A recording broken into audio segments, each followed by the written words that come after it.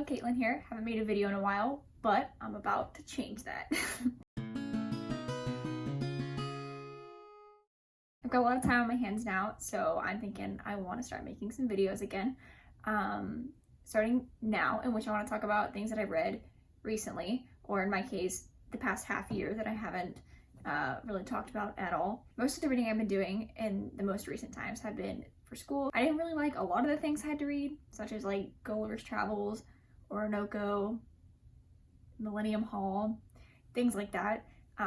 They weren't bad per se, but I didn't find them to be favorites. I didn't particularly find them super entertaining or anything. Books like those, I understand why they're so highly acclaimed, why they've become classics nowadays, but that doesn't mean that I really enjoyed reading them. However, there were some of the books that I read for school that I actually really liked, or in some cases, I loved. So those are the ones I want to talk about now. For one of my classes, I read The Monk by Matthew Lewis, and first of all, just look at this tome.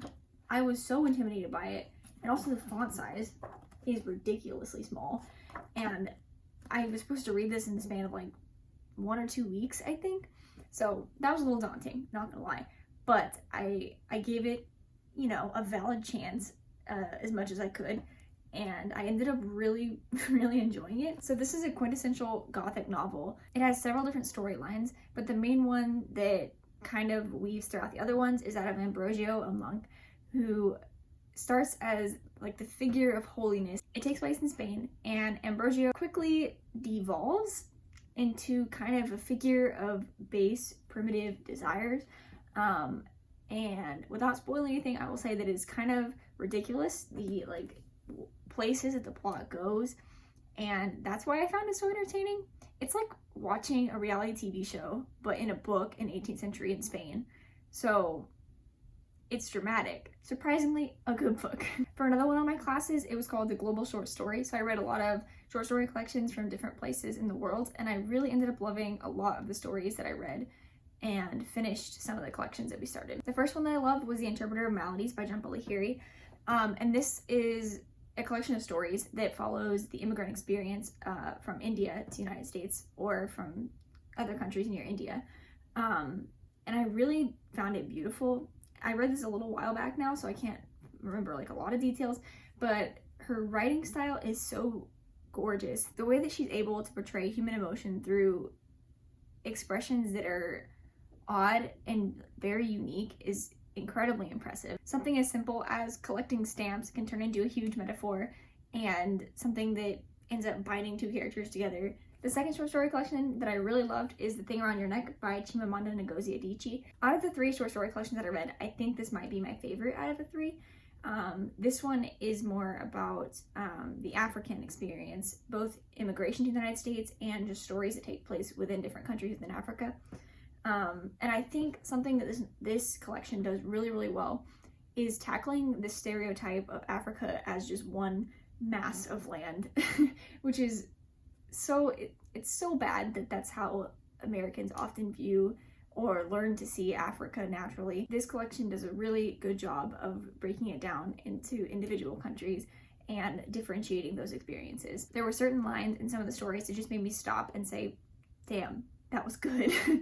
And to me, that's the mark of a great writer who is able to portray very unique scenarios that actually become very applicable to many people that just don't get the voice that they should normally. The last short story collection that I really loved was Crick Crack by Edwards Donticott, which is about the Haitian immigration experience, or the experience and the political instability within Haiti. What's really cool to me about this short story collection is that each story has something that makes it very unique in form, whether it's written through a series of letters between 2 characters, or it's highly metaphorical, or it involves code names, or not really code names, but specific words that have a lot of meaning. In addition to that, there is an implication that all the stories tie together somehow.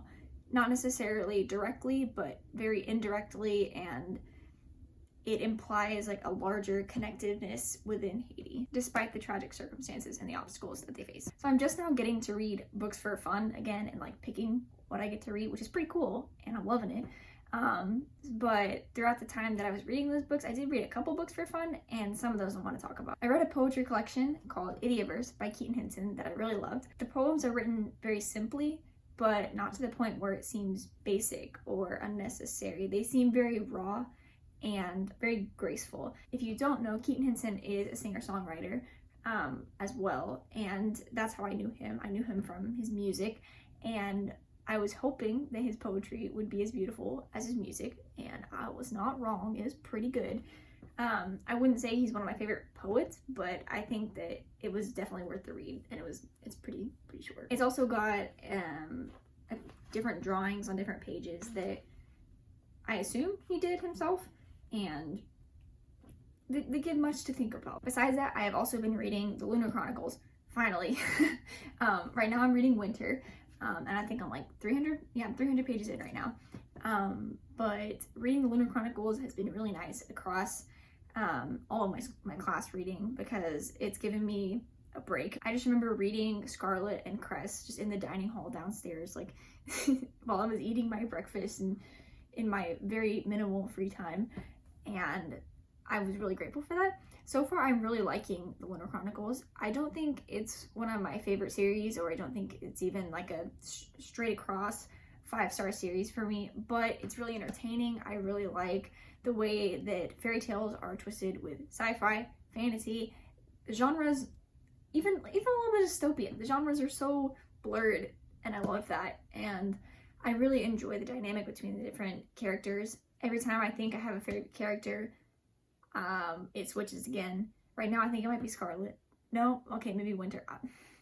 See. Anyways, yes, Lunar Chronicles, yay. I haven't talked to myself or a camera for a while, so I hope that wasn't unbearably awkward. I have lots of ideas lined up, so that's progress. Thanks for watching. Bye.